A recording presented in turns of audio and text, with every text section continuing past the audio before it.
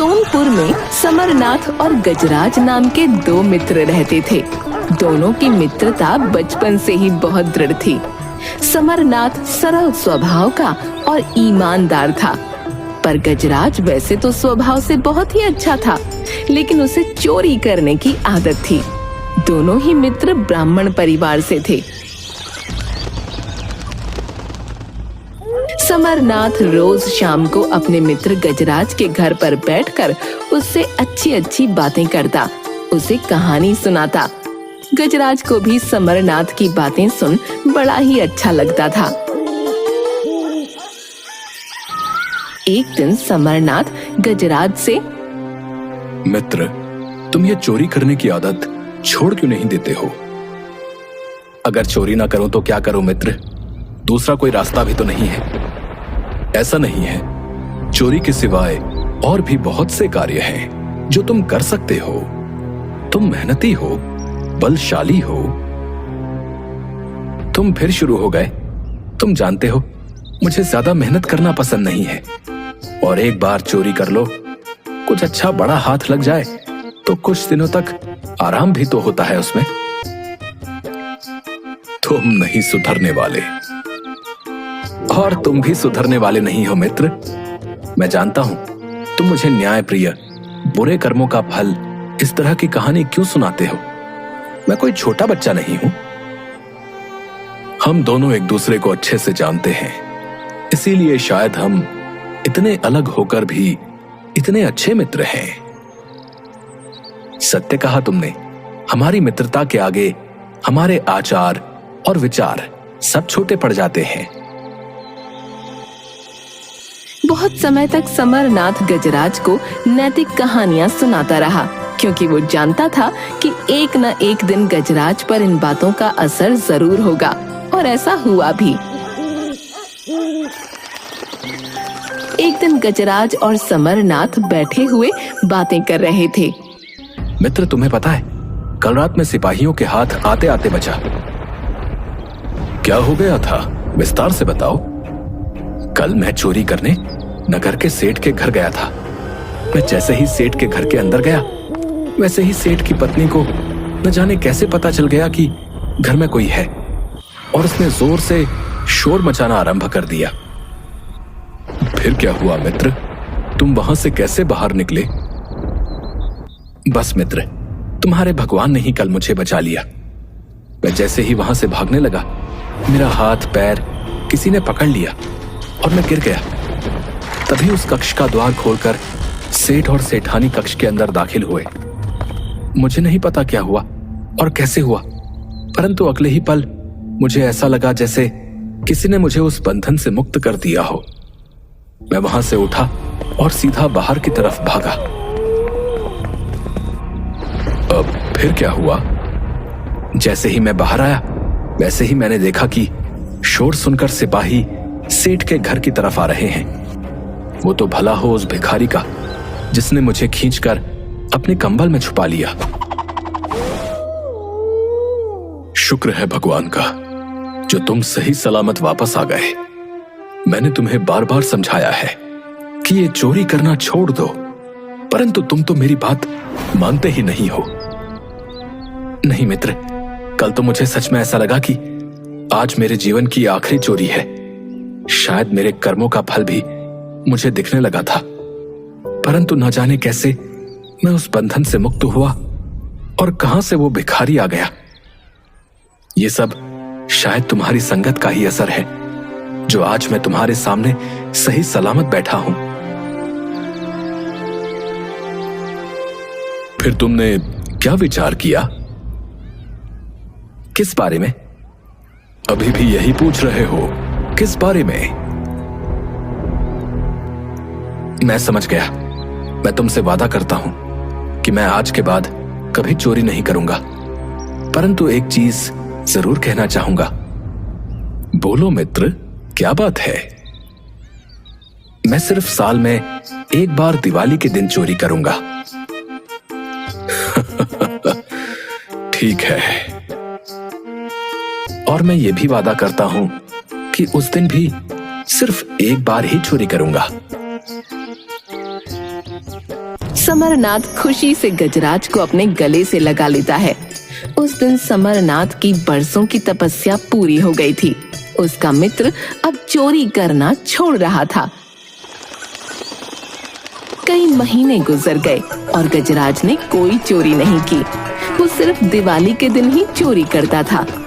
इस तरह कई साल बीत गए और दूसरी तरफ समरनाथ की पुत्री विवाह योग्य हो गई। समरनाथ गजराज से, मित्र, आज मैं बहुत प्रसन्न हूँ। आज मैंने अपनी पुत्री का विवाह तय कर दिया है। ये तो तुमने बहुत अच्छी खबर सुनाई। कब का शुभ मुहूर्त तय किया है विवाह के लिए? बस 2 माह बाद का ही। परंतु 2 माह बाद क्यों? क्या उसके पहले लग्न का कोई शुभ मुहूर्त नहीं है? मुहूर्त तो है मित्र, लेकिन विवाह के लिए तैयारी भी तो करनी होगी। इसके लिए पैसों की आवश्यकता होगी। इसलिए मैंने 2 माह के बाद का मुहूर्त ही उचित समझा। हाँ मित्र, ये तो तुम सत्य कह रहे हो। पुत्री का विवाह एक पिता के लिए बहुत बड़ा अवसर होता है। अगर तुम्हें मेरी किसी भी तरह की कोई आवश्यकता हो तो जरूर बताना। अवश्य बताऊंगा मित्र। अगर तुम्हें नहीं बताऊंगा तो किसको बताऊंगा? समरनाथ पुत्री के विवाह के लिए 500 रुपए का प्रबंध कर रहा था, लेकिन वो 500 रुपए नहीं जुटा पा रहा था। वो अपने नगर के बहुत से लोगों के पास गया, पर किसी ने उसकी मदद नहीं की। वो नगर के सेठ के पास गया और उससे विनती की। सेठ जी, मैंने अपनी पुत्री का विवाह तय कर दिया है, जिसके लिए मुझे 500 रुपए की आवश्यकता होगी। अगर आप मुझे 500 रुपए दे दें तो आपकी बड़ी कृपा होगी। मैं अपने पूजा पाठ में यजमानों द्वारा दिए गए धन से आपको धीरे धीरे ये राशि वापस कर दूंगा। मैं तुम्हें धन अवश्य दे देता समरनाथ, परंतु तुमसे पहले अपने एक रिश्तेदार को धन देने का मैं उससे वादा कर चुका हूँ। सेठ जी, फिर भी देख लीजिए, मुझे तो बहुत बड़ी राशि नहीं चाहिए और मैं आपका धन अवश्य लौटा दूंगा। तुम कैसी बातें करते हो? तुम तो हमारे नगर के बहुत ही अच्छे ब्राह्मण हो। भला तुम झूठ थोड़ी ही बोलोगे। मुझे पता है तुम धन लौटा दोगे, परंतु मैं अभी तुम्हारी कोई मदद नहीं कर सकता हूँ। समरनाथ उदास होकर लौट आया। अब तक वो समझ चुका था कि सब लोग उसे किसी न किसी बहाने से टाल रहे हैं। शाम को वो अपने मित्र के पास बैठा था। क्या बात है समरनाथ, तुम बहुत चिंतित दिख रहे हो।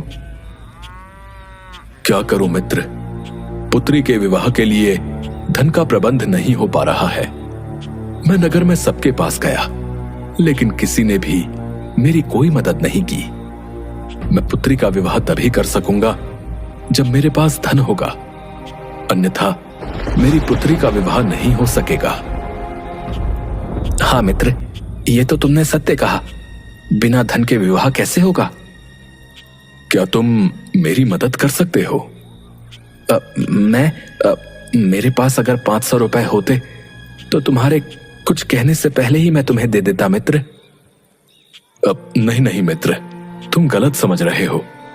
मैं भली भांति जानता हूं कि अगर तुम्हारे पास धन होता तो तुम मुझे दे देते। मैं तो ये कहना चाहता हूं कि यदि तुम मुझे नगर में किसी के द्वारा 500 रुपए दिला दो तो मैं विवाह के उपरांत दूसरे नगर जाकर के धन कमाकर जल्द से जल्द वो धनराशि वापस कर दूंगा। मैं तुम्हारी समस्या समझ रहा हूं मित्र, लेकिन मैं क्या करूं? मुझे स्वयं समझ में नहीं आ रहा। अब तो मैं चोरी भी नहीं करता, अन्यथा मैं कहीं ना कहीं से तुम्हारे लिए धन का प्रबंध अवश्य कर देता। अब मैं सिर्फ दिवाली के दिन चोरी करता हूं, और दिवाली को तो अभी पूरे 8 माह बचे हैं। अब मैं क्या करूं? मित्र, मैं सच में बहुत चिंतित हूं। मुझे नहीं पता, परंतु अब मेरी अंतिम राह तुम ही हो। तुम कहीं से भी मुझे 500 रुपए दिला दो, अन्यथा मेरी कन्या का विवाह नहीं हो सकेगा। मित्र, मैं 3 दिनों में धन का प्रबंध करने की कोशिश करता हूं, परंतु अगर मैं वापस नहीं आया तो तुम मेरी प्रतीक्षा मत करना। अब क्या करने वाले हो? मुझ पर भरोसा रखो।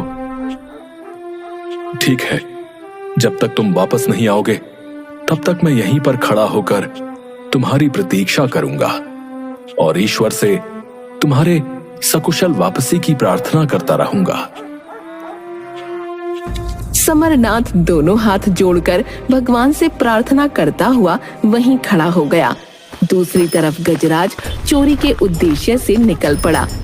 कुछ समय बाद वो नदी पार करने के लिए पानी में उतर ही रहा था, तभी किसी ने उसे आवाज लगाई। गजराज ने पीछे मुड़कर देखा तो वो नगर का व्यापारी था जो व्यापार के लिए जा रहा था। नदी गहरी नहीं थी तो लोग चलकर भी उस नदी को पार कर लिया करते थे। व्यापारी गजराज से बोला, मित्र, क्या आप नदी पार करने में मेरी मदद करेंगे? जरूर करूंगा, आप मेरा हाथ पकड़ लीजिए। व्यापारी ने अपनी पोटली गजराज को दी और गजराज ने व्यापारी का हाथ पकड़ पोटली अपने सिर पर रख ली और नदी पार कराने लगा। 2-4 कदम ही आगे गया था तभी एक पक्षी की आवाज आई, जिसे सुनकर गजराज ने अपना सिर हिलाते हुए कहा, नहीं। थोड़ा आगे जाने के बाद फिर से पक्षी ने आवाज लगाई और गजराज ने वही बात दोहराई। नदी के उस पार पहुंचकर व्यापारी गजराज से बोला, मित्र, क्या मैं आपसे एक प्रश्न पूछ सकता हूँ? जी अवश्य, बोलिए, आपको क्या पूछना है? जब हम नदी पार कर रहे थे तो पक्षी ने आवाज लगाई और आपने नहीं नहीं कहकर सर हिलाया। क्या आपको पक्षियों की भाषा आती है? हाँ, मुझे किसी भी पशु और पक्षी दोनों की भाषा समझ में आती है। तो उस पक्षी ने आपसे क्या कहा? आप उस बात को छोड़ दीजिए और अपनी यात्रा पर आगे की ओर प्रस्थान कीजिए। परंतु मैं इस बात को जानने के लिए बड़ा उत्सुक हूं कि पक्षी ने आपसे क्या कहा। ठीक है, अगर आपका यही हट है तो मैं आपको सच बताता हूं, परंतु उसके पहले आपको अपने हाथों में जल लेकर ऊपर की ओर आकाश को देखते हुए प्रतिज्ञा करनी होगी कि मैं आपसे जो भी कुछ कहूंगा आप वो किसी को नहीं बताएंगे। ठीक है, आप जैसा कहते हैं मैं वैसा करूंगा। व्यापारी ने हाथ में जल लिया और आकाश की ओर देखते हुए प्रतिज्ञा ली कि वो किसी को कुछ नहीं बताएगा। मैं एक चोर हूँ। मेरे मित्र की पुत्री का विवाह होने वाला है, जिसके लिए 500 रुपए की आवश्यकता है और मैं इन 500 रुपयों को जोड़ने के लिए निकला हूँ। जब हम नदी पार कर रहे थे तब पक्षी ने मुझसे कहा कि पोटली में बहुत सा धन है और मैं उसमें से धन लेकर वहां से जा सकता हूँ। पक्षी ने तो सही कहा आपसे, फिर आपने ऐसा क्यों नहीं किया मित्र? क्योंकि आपने मुझे मित्र कहकर पुकारा था और सहायता के लिए अपना हाथ मुझे दे दिया था। इसलिए मित्र धर्म के अनुसार मित्र के प्रति अपनी धर्मनिष्ठा को मैं नहीं भूल सकता था, इसलिए मैंने ऐसा नहीं किया। फिर उसके बाद दोबारा पक्षी ने क्या कहा? दूसरी बार पक्षी ने मुझसे कहा कि मैं तुम्हें पानी में धक्का दे दूं और वो सारा धन लेकर चला जाऊं, लेकिन मैंने उसे इस बार भी मना किया, क्योंकि अगर मैं ऐसा करता तो मैं अपने मित्र के साथ विश्वासघात करता और मैं ऐसा नहीं कर सकता था। व्यापारी ने सारी बातें सुनकर गजराज से धन्यवाद कहते हुए विदा ली और अपनी आगे की यात्रा पर निकल पड़ा। पर पूरे रास्ते उसके मन में ये सारी बातें घूम रही थीं और वो यही सोच रहा था, मैं ये बात किसी और को तो नहीं बता सकता, परंतु मुझे इस बारे में राजा से अवश्य बताना चाहिए। बस वो सीधा दरबार में पहुंच गया। दरबार खत्म होने के बाद व्यापारी ने सारी बातें राजा को बताईं। चोरी करना तो बहुत बड़ा पाप होता है और जो चोर होता है वो धर्मी और ज्ञानी नहीं हो सकता। मैं तुम्हारी बातों पर विश्वास नहीं कर सकता। मैं इस बात की जांच स्वयं करूंगा। तुम मुझे उस चोर का पता बताओ।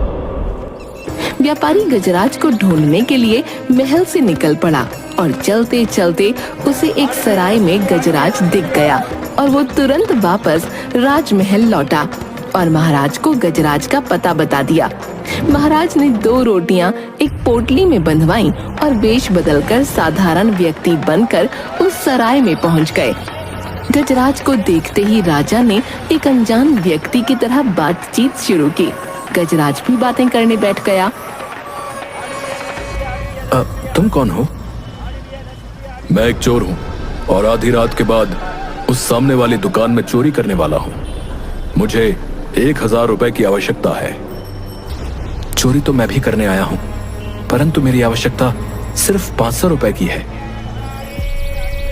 तो क्यों ना हम दोनों मिलकर चोरी करें। तुम अपनी आवश्यकता पूरी कर लेना और मैं अपनी आवश्यकता पूरी कर लूंगा।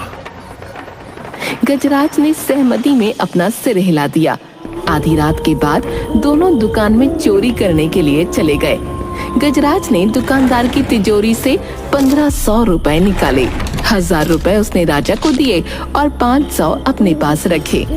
गजराज जब से निकला था उसने कुछ खाया नहीं था और दुकान में अनाज की बोरियों को देखकर उसकी भूख और बढ़ गई। उसने एक बोरी से सफेद पाउडर शक्कर समझकर मुंह में डाल लिया और तुरंत उसे थूक दिया। ये तो नमक है। लगता है तुम बहुत समय से भूखे हो। हाँ, जब से घर छोड़ा है तब से एक दाना भी नहीं खाया। तुम ये सब छोड़ो और मुझे 1000 रुपए वापस दे दो। क्यों? तुम्हें वो रुपए वापस क्यों चाहिए? मैं नहीं दूंगा। गजराज ने गुस्से में राजा को एक थप्पड़ लगाया और उससे 1000 रुपए छीनकर अपने हिस्से के 500 मिलाकर वापस व्यापारी के बक्से में रख दिया। राजा उसके पीछे पीछे आया। तुमने ये क्या किया? पहले तो तुमने रुपए चुराए और फिर हाथ आए हुए धन को तुमने वापस रखकर ताला लगा दिया। तुमने ऐसा क्यों किया? मैं भूखा था और मैंने गलती से उस व्यापारी का नमक खा लिया और शास्त्रों के अनुसार जिसका नमक खाते हैं उसे धोखा नहीं देते, इसलिए मैंने वो धन वापस रख दिया। राजा को विश्वास हो गया था कि व्यापारी ने उसे जो कुछ भी कहा था वह सत्य है। ठीक है, चलो अब हम कहीं और चोरी करने चलते हैं। क्या हम रात भर चोरियां ही करते रहेंगे? आज के लिए बस इतना बहुत है। अब हम कल चोरी करेंगे। अभी मुझे बहुत भूख लगी है और मैं थक भी गया हूँ। ठीक है, मेरे पास 2 रोटियां हैं। एक रोटी तुम खा लो और एक रोटी मैं खा लेता हूँ। कल रात हम इसी जगह पर फिर से मिलेंगे और कहीं और चोरी करेंगे। राजा वहां से चला गया और दूसरी रात फिर से वेश बदलकर वापस आया और अपने साथ गजराज के लिए रोटियां लेकर आया था। उसने गजराज को रोटियां दी। गजराज ने रोटियां खाईं। मित्र, चलो आज हम राजा के महल में चोरी करने चलते हैं। वहां बहुत सा धन है और हमें आसानी से मिल जाएगा। परंतु मुझे राजमहल के बारे में कुछ भी नहीं पता। हम वहां कैसे चोरी करने जाएंगे? मुझे सारे रास्ते पता हैं। तुम मेरे साथ चलो। राजा गजराज को लेकर अपने महल की ओर चल दिया। राजा को अपने पहरेदारों को भी परखना था। महल के 3 द्वार पर पहरेदार बैठे थे और चौथे पर एक कुत्ता। राजा ने देखा कि सारे पहरेदार और कुत्ता सोया हुआ है। राजा ने गजराज को खजाने का रास्ता बताया। गजराज ने द्वार का ताला तोड़ा। वैसे ही पक्षी ने आवाज दी और कुत्ता भौंकने की जगह पिनपिनाने लगा। जब गजराज तिजोरी का ताला तोड़ रहा था तब फिर से पक्षी ने आवाज दी और कुत्ता फिर से पिनपिनाया। गजराज ने तिजोरी में से 1000 रुपए अपने साथी के लिए और 500 रुपए अपने लिए जैसे ही निकाले वैसे ही फिर से पक्षी ने आवाज दी और कुत्ता पिनपिनाया। गजराज ने धन तिजोरी में वापस रख दिया और अपने साथी को अंदर बुलाया और उसके पैरों में गिर गया। महाराज, मुझे माफ कर दीजिए। आप जो सजा देंगे मैं उस सजा के लिए तैयार हूँ, परंतु मेरी आपसे एक ही विनती है, बस मेरे मित्र तक 500 रुपए भिजवा दीजिए। उस 500 के बदले आप मुझे जैसी भी सजा देंगे मैं उस सजा के लिए तैयार हूं। तुम्हें क्या हो गया? तुम मुझे महाराज क्यों कह रहे हो? महाराज, मैं आपका चोर हूं और आप मेरे स्वामी हैं। आपने मुझे रंगे हाथों पकड़ लिया है। आप जो दंड देना चाहें मुझे दे दीजिए। बस 500 रुपए मेरे मित्र के पास भिजवा दीजिए, क्योंकि उसकी पुत्री का विवाह है। परंतु तुम्हें कैसे पता चला कि मैं राजा हूं? जब मैंने द्वार का ताला तोड़ा तो पक्षी ने आवाज दी, खजाने में चोर घुस आया है और तुम सो रहे हो। तुम बड़े नमक हराम हो। मैं तब भौंकता हूं जब चोर आता है, परंतु ये चोर नहीं, ये तो महाराज हैं। मुझे कुत्ते की बात पर यकीन नहीं हुआ। फिर मैंने जब तिजोरी का ताला तोड़ा तब फिर से पक्षी ने यही बात कही और कुत्ते ने वही उत्तर दिया कि मैं तब भौंकता हूं जब चोर होता है। ये तो स्वयं महाराज हैं। परंतु जब तीसरी बार पक्षी ने अपनी बात को दोहराया और कुत्ते ने भी वही उत्तर दिया तो मैं समझ गया कि आप चोर नहीं हैं, आप राजा हैं। महाराज, मेरी आपसे सिर्फ इतनी ही विनती है कि आप 500 रुपए मेरे मित्र के पास भिजवा दीजिए। मेरे लिए आप जो भी सजा तय करेंगे मुझे वो मंजूर होगी। अगली सुबह राजा ने अपने दरबार में सलाहकारों को बुलाया और सारी बात उनसे बताई। महाराज, ये सारी बातें और ज्ञान मैंने अपने मित्र समरनाथ से सीखा है और ये चोरी भी मैं उसी की पुत्री के विवाह के लिए करने आया था। उसकी मित्रता और सदाचार की शिक्षा ने मुझे सही रास्ते पर कर दिया। अब मैं दीपावली के दिन कुछ खाने पीने का सामान चोरी कर लेता हूं। उसके सिवा मैं कुछ भी चोरी नहीं करता। परंतु आज मैंने ये संकल्प सिर्फ इसलिए तोड़ा क्योंकि मैं अपने परम मित्र की सहायता करना चाहता था।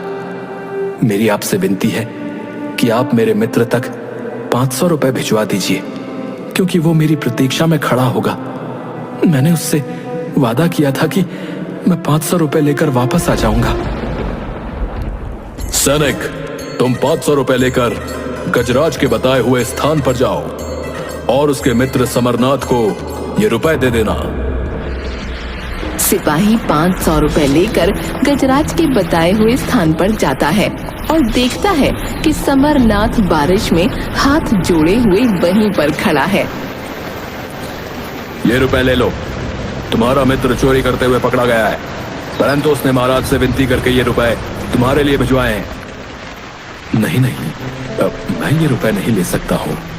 मैं अपनी पुत्री का विवाह नहीं करूंगा। ये रुपए मुझे अपने मित्र से लेने थे।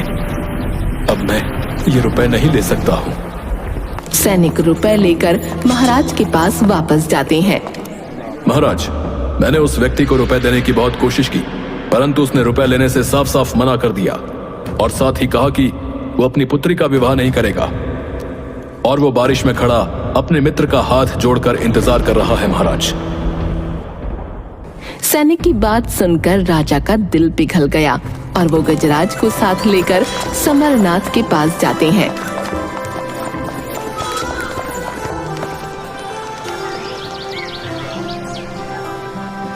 और 500 रुपए देते हैं। उन पैसों से गजराज और समरनाथ मिलकर समरनाथ की पुत्री का विवाह खुशी खुशी संपन्न करते हैं। इस तरह अच्छे व्यक्तियों का साथ होने से हमारी कुबुद्धि भी सुबुद्धि में परिवर्तित हो जाती है।